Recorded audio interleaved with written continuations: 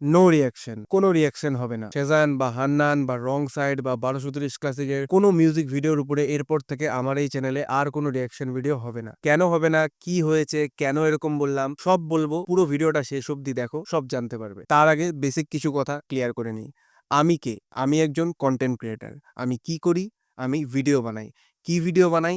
Reaction video বানাই। Reaction ভিডিওটা কি? যে কোনো গান বা মুভি বা ট্রেলার বা news, any type of video তোমাদের সাথে বসে সেটা দেখবো, সেটার উপরে নিজের একটা রিঅ্যাকশন দিব, লাইক সেটার উপরে নিজের ওপিনিয়ন দিব, সেটা শুনে আমার কি মনে হলো বা সেটা নিয়ে কোনো রকম অ্যাজাম্পশন করা বা স্পেকুলেশন করা, রিভিউ দেওয়া, সেটা নিয়ে কথা বলা, তোমাদের সাথে সেটা নিয়ে আলোচনা করা, ওভারঅল একটা রিঅ্যাকশন দেওয়া, এটাই হলো আমার কাজ। তো এটা কি লিগ্যাল কাজ না ইললিগ্যাল কাজ? ইউটিউব কি বলে? ইউটিউবের ভাষায় এটা কিন্তু লিগ্যাল। ইউটিউবের মতে যে কোনো ইভেন্ট বা যে কোনো ভিডিও, সেটার উপর আমি নিজের কমেন্ট্রি বা নিজের পয়েন্ট অফ ভিউ বা সেটা নিয়ে আমি কথা বলতেই পারি। এটা অ্যাবসলিউটলি লিগ্যাল। যে কোনো ইভেন্টের ক্লিপ বা এনি টাইপ অফ ভিডিও, সেটার উপরে আমি যদি নিজের একটা ভ্যালু অ্যাড করি অ্যান্ড তারপর সেটা আপলোড করি, তো সেটা অ্যাবসলিউটলি লিগ্যাল ইউটিউবের মতে। ইললিগ্যাল কোনটা? যদি আমি কোনো ভিডিও ক্লিপ বা কোনো গান পুরোপুরি কপি করে ডাইরেক্টলি আমার চ্যানেলের উপর আপলোড করে দিই, সেটাতে আমি আমার কোনো ভ্যালু অ্যাড করলাম না, সেটা হচ্ছে ইললিগ্যাল। তো এটা কি দাঁড়াচ্ছে? আমি কোনো ইললিগ্যাল কাজ করি না, আমি যেই কাজটা করি সেটা একটা লিগ্যাল কাজ। রাইট? ক্লিয়ার? এরপরের পয়েন্টটা হলো আর্টিস্ট। যে কোনো আর্টিস্ট, শুধুমাত্র র‍্যাপ আর্টিস্ট না, অল ওভার মিউজিক আর্টিস্ট বা কোনো অ্যাক্টর বা কোনো movie actor, web series actor, সিরিয়ালের অ্যাক্টর বা কোনো ডান্সার বা কোনো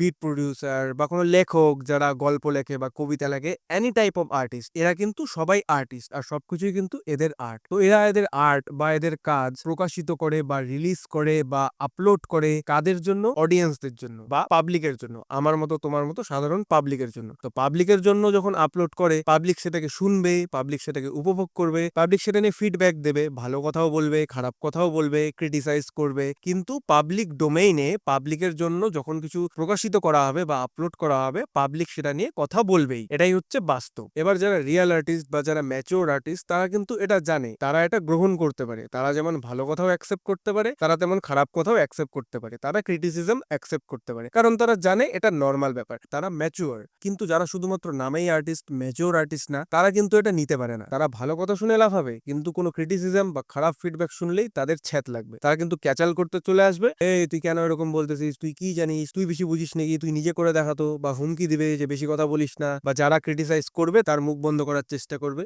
এইটা তো এইবার আসি আসল কথায়, যে প্রথমেই আমি এই কথাগুলো কেন বললাম। বেশ কিছুদিন আগে সেজানের একটা গান আপলোড হয়, যেটার নাম ব্যাকখোর, যেটার মধ্যে বিহান আর সেজান দুইজনেই থাকে। আর সেই গানের উপরে কিন্তু আমার একটা রিয়াকশন ভিডিও আসে, কিন্তু ওই ভিডিওটা এখন আমার ইউটিউব চ্যানেলে গেলে তোমরা দেখতে পাবে না। কেন দেখতে পাবে না? কেন কি ওই ভিডিওতে স্ট্রাইক পড়ে। স্ট্রাইক কারা দিয়েছে? বাই 1230 ক্লাসিক, তারা স্ট্রাইক দিয়েছে। তো স্ট্রাইক সম্পর্কে যারা জানো না, তাদের উদ্দেশ্যে বলে দিই, স্ট্রাইক কিন্তু খুবই গুরুত্বপূর্ণ একটা জিনিস। স্ট্রাইক মানে হচ্ছে ভিডিও টেক ডাউন করে দেওয়া, ভিডিওটাকে ডিলিট করে দেওয়া। আর প্রত্যেকটা ইউটিউব চ্যানেলে 3টা করে স্ট্রাইকের কিন্তু অপশন থাকে। অলরেডি আমার একটা স্ট্রাইক পড়ে গেছে, আরো দুটো যদি স্ট্রাইক পড়ে যায়, তাহলে কিন্তু আমার চ্যানেলটা ডিলিট হয়ে যাবে, আমার চ্যানেলটা উড়ে যাবে। তো স্ট্রাইক কতটা গুরুত্বপূর্ণ একটা জিনিস আশা করি তোমরা বুঝতেই পারছো। এইবার কথায় আসি, কেন স্ট্রাইক দিল। তার আগে একটু বলে নিই যে স্ট্রাইক মানুষে কখন দেয়? যখন ভিডিওতে ভুলভাল গালাগালি দেওয়া হচ্ছে, আজে বাজে কথা বলা হচ্ছে, বিনা কারণে কারোর ব্যাপারে খুবই নোংরা নোংরা কথা বলা হচ্ছে, বিনা কারণে কাউকে ইচ্ছে করে ডিফেম করা হচ্ছে, সিওরিটি বা গ্যারেন্টি দিয়ে কোনো মিস ইনফরমেশন ফেলানো হচ্ছে, সেই ক্ষেত্রে স্ট্রাইক দেওয়া হয়। তো এইবার কথা হচ্ছে, আমি কি ভিডিওতে এরকম কোনো ভুল করলাম যার জন্য আমাকে স্ট্রাইক দেওয়া হলো? তো আমি কিন্তু ভিডিওটা আবার চেক করলাম, আমার কাছে ভিডিওটা সেভ করা আছে আমার পিসিতে। ভিডিওটা যখন আমি আবার চেক করলাম, তখন আমি দেখলাম না, ভিডিওতে নর্মাল যেরকম বার ফার দেয় সেটাকে এক্সপ্লেন করি বা সেটা আমার কেমন লাগলো সেটা নিয়েই কথা বলতে থাকি, কিন্তু ভিডিওর শেষের দিকে গানের মধ্যে একটা লাইন ছিল যেখানে বলা হয় 10 বছর তুই বাল ফেলাইছিস, সামথিং লাইক দ্যাট। এবার ওই লাইনটা শুনে আমি কিন্তু একটা অ্যাজাম্পশন করি যে হয়তো এটা অমুক একটা আর্টিস্টকে বলা হয়েছে, কিন্তু অ্যাজাম্পশনটা করার আগে আমি কিন্তু দুটো লাইন স্পষ্ট করে বলে দিয়েছিলাম। সেটা শুধু এই ট্র্যাকের ক্ষেত্রেই না, যে কোনো ট্র্যাকের ক্ষেত্রে আমি যখন কোনো অ্যাজাম্পশন করি, তখন কিন্তু আমি এই দুটো লাইন সবসময় বলেই নি, যে গাইস এই লাইনটা শুনে আমার মনে হচ্ছে যে হতে পারে এই লাইনটা অমুক একটা আর্টিস্টের উদ্দেশ্যে বলা হচ্ছে, আমি কিন্তু শিওর না। তোমরা যদি শিওর হয়ে থাকো সেটা কার উদ্দেশ্যে বলা হচ্ছে বা আমি ঠিক বললাম না ভুল বললাম, সেটা কিন্তু তোমরা কমেন্ট করে জানাও। আর এটার মানে কি?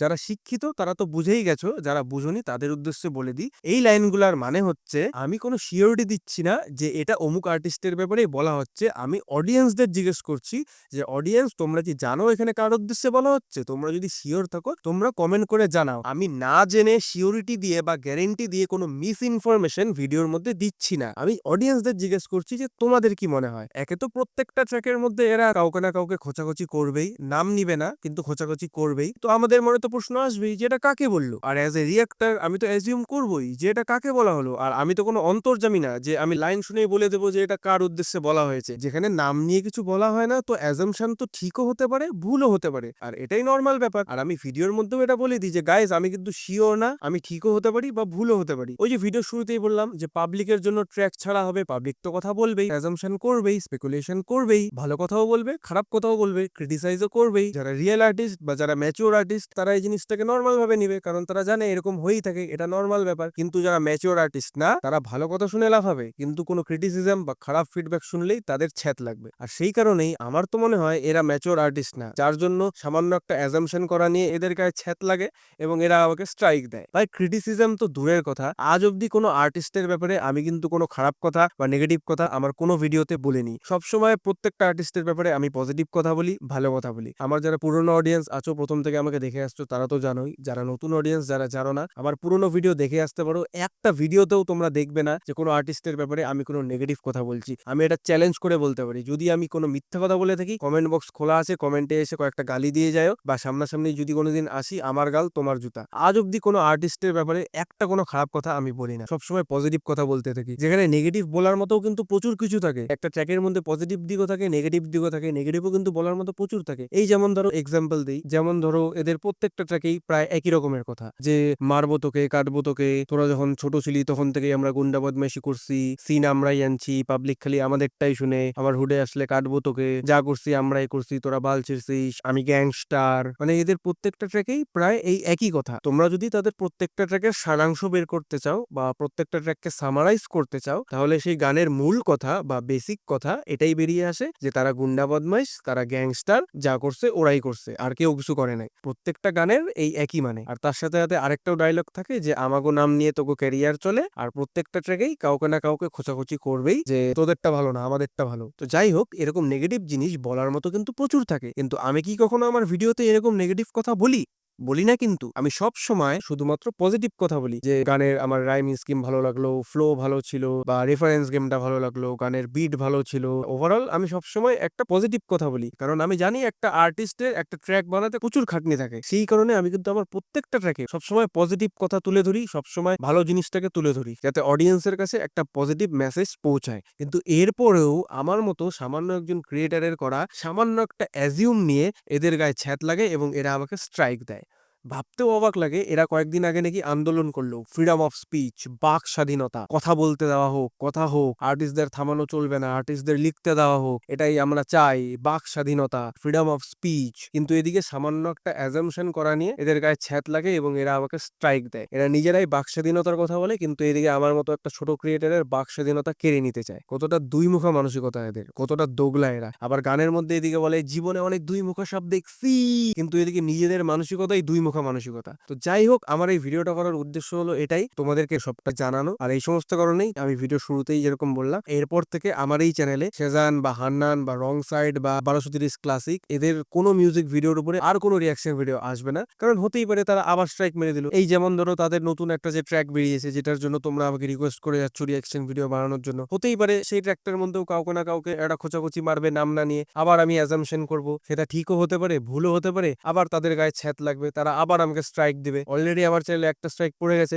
আরো দুটো স্ট্রাইক যদি পড়ে যায় আমার চ্যানেলটা উড়ে যাবে। অথবা দেখা গেলো এই ভিডিওটা দেখার পরে এই ভিডিওটার মধ্যেও স্ট্রাইক মারতে পারে, বা তাদের আগে যে ভিডিওগুলো রিয়াকশন করেছি সেটার মধ্যেও স্ট্রাইক মারতে পারে। তো যদি দেখো যে আমার এই ভিডিওটা ডিলিট হয়ে গেছে বা আমার চ্যানেলটা খুঁজে পাচ্ছ না, তাহলে 100% তোমরা ধরেই নিবে যে তারাই আমার চ্যানেলে স্ট্রাইক মেরে দিয়েছে, আমার চ্যানেলটাকে উড়িয়ে দিয়েছে। তো এর জন্য তোমরা একটা কাজ করতে পারো, ফেসবুকে কিন্তু আমার একটা পেজ আছে বং রিয়াক্স নামে, ডেসক্রিপশনেও লিঙ্ক দেওয়া আছে, তোমরা ফেসবুকে গিয়ে ওই পেজটা ফলো করতে পারো। ইন কেস যদি আমার এই ভিডিওটা উড়ে যায় বা আমার এই চ্যানেলটা তারা উড়িয়ে দেয়, তাহলে এরপরে কি হবে না হবে, কি হলো না হলো, কি করব না করব, কি আপডেট আছে, সবকিছু তোমরা জানতে পারবে এই ফেসবুক পেজে। যদি স্ট্রাইক না পড়লো, চ্যানেলটা কিছু না হলো, তাহলে তো তোমরা আমাকে এখানেই দেখতে পাবে। তো যাই হোক, আমার এই ভিডিওটা বানানোর উদ্দেশ্য এটাই, তোমাদেরকে বলা যে তাদের উপরে আর কোনো রিঅ্যাকশন ভিডিও আমার আসবে না। বাকি যারা আর্টিস্ট রয়েছে যেমন সম্রাট সিজ, ব্ল্যাক জ্যাং, CFU36 বা ক্রিটিক্যাল মাহমুদ বা এরকম বড় বড় যারা আর্টিস্ট রয়েছে বা নতুন যারা আর্টিস্ট রয়েছে, তাদের উপর রিঅ্যাকশন ভিডিও আসবে, যেরকম আসছিল সেরকমই আসবে। আমার মনে হয় না তারা এরকম কিছু করবে। তারা ম্যাচিওর আর্টিস্ট, তারা শিক্ষিত, এরকম কিছু তারা করবে না। তো সেই কারণে তাদের উপরে রিঅ্যাকশন ভিডিও আসতেই থাকবে। বাট আপাতত আমার ডিসিশন এটাই যে সেজান বা হান্নান বা রং সাইড বা 1230 ক্লাসিক, এদের উপরে আর কোনো রিঅ্যাকশন ভিডিও আমার এই চ্যানেলে আসবে না। তো যাই হোক, চ্যানেলটা যদি বেঁচে থাকে তাহলে পরের ভিডিওতে আবার তোমাদের সাথে দেখা হবে। আজকের মতো এইটুকুই। Tata, by.